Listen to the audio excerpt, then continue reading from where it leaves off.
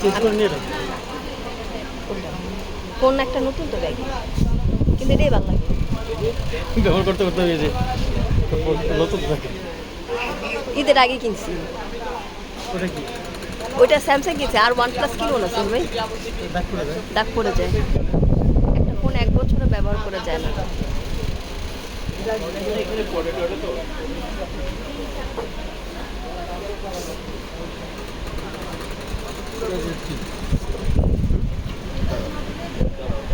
এটা কমায় এই দেন, হ্যাঁ কমায় আচ্ছা ঠিক আছে।